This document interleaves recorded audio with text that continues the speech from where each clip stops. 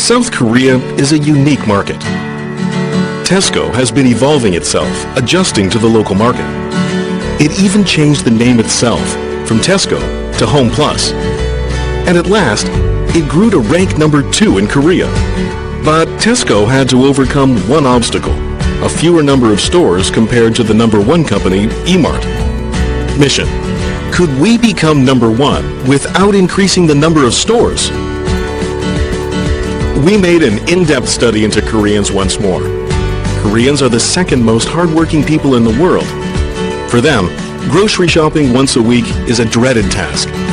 So we decided to approach these busy and tired people.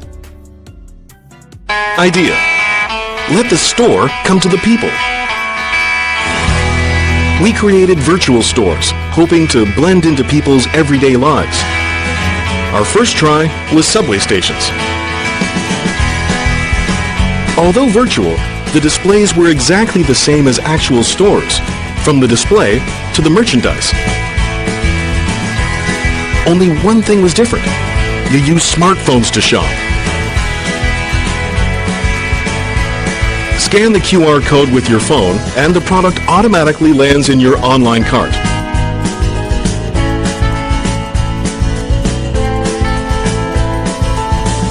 When the online purchase is done, it will be delivered to your door right after you get home. People can relax more after work and on weekends. 실제로 보면서 사니까 진짜 더 좋은 것 같아요. 편하기도 하고. Result: people can shop at Tesco Home Plus wherever they go without having to visit the actual store. Moreover, we could change their waiting time to shopping time. After this campaign, online sales increased tremendously. Through this campaign, 10,287 consumers visited the online Home Plus mall using smartphones. The number of new registered members rose by 76%, and online sales increased 130%. Currently, Home Plus has become number 1 in the online market and is a very close second offline. Hello, my name is Amory, and I'm going to be discussing about the digital media market profile of South Korea. Okay, well, I'm just going to start off with a short little introduction. So, South Korea has been among the leading nations for years in terms of internet advancements and broadband speeds, and the South Korean internet users is experienced with interacting with complex medias. The regions has actually developed a distinctive online culture, and this is reflected in the fact that most popular internet properties in South Korea are actually local providers such as Naver by NHN and Dom by Kakko, which is a ex-Dom Kakko. Okay, so why South Korea? Well, without the same scale as China and the more storied export history of Japan, Korea is actually sometimes overlooked by brands looking to gain a foothold in Asia. This contradicts the fact that the right strategy, Korea can offer huge rewards for advertisers. South Korea is the 5th largest market in Asia in terms of internet users, and digital marketing can reach a significant proportion of the population due to the market's 85% internet penetration. The distinctive features that make this market particularly attractive for e-commerce are the stable and high GDP of the country, which is the fastest growing over the past 2 decades, when moving towards a similar level to Hong Kong. It has a notably stronger conversion rates for international brands, which is often up to 166% higher than China. They have a lower CPC compared to other APAC regions. They have the same products, are often already being sold more expensively in the regions, and Korea are savvy enough to compare prices online and purchase from overseas brands if it is cheaper.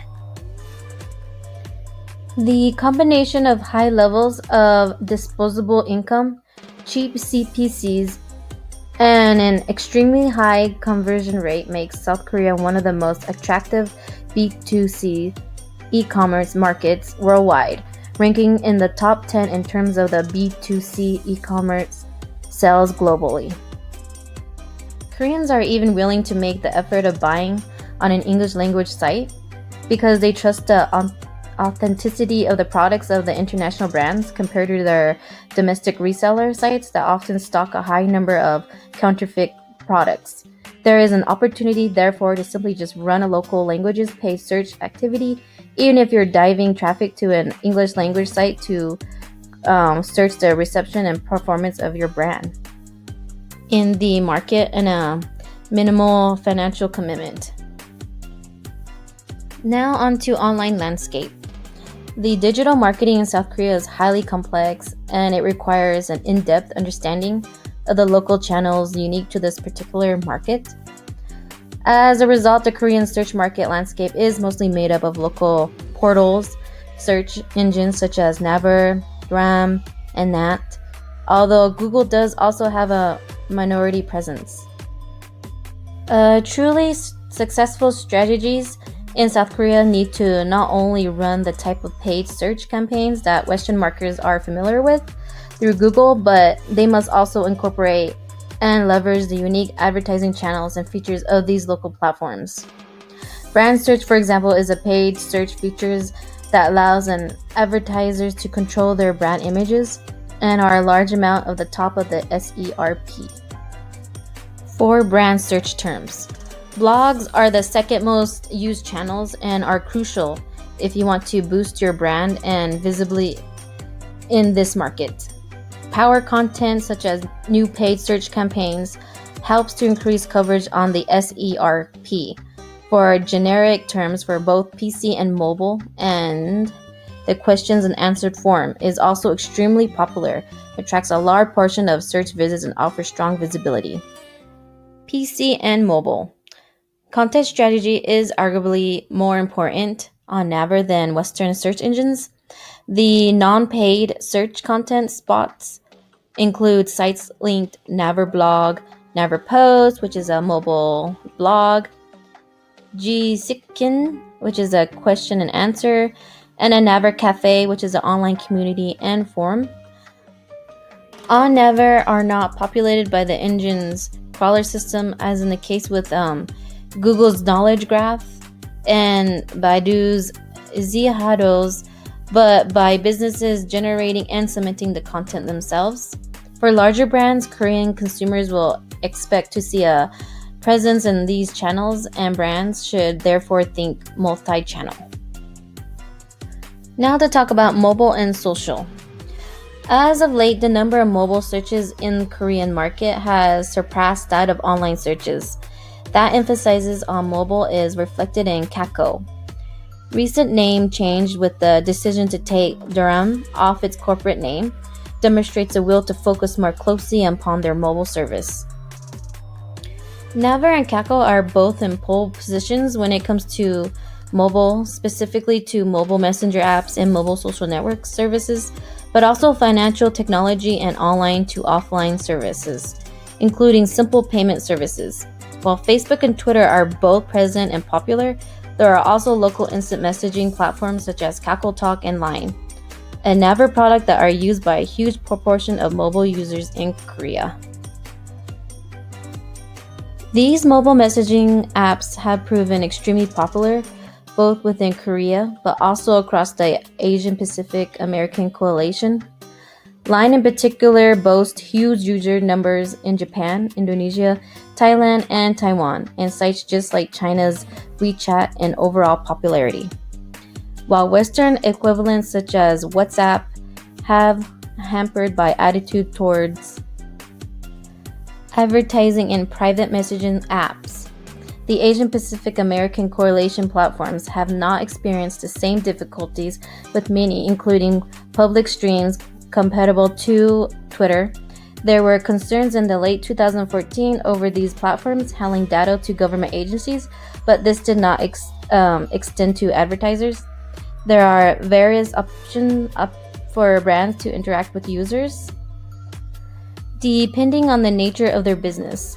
In-app purchases allowed brands to produce stickers that can be bought and then sent in instant messages, sell mobile games, or even serve pop-up adverts that link through the social and mobile media channels.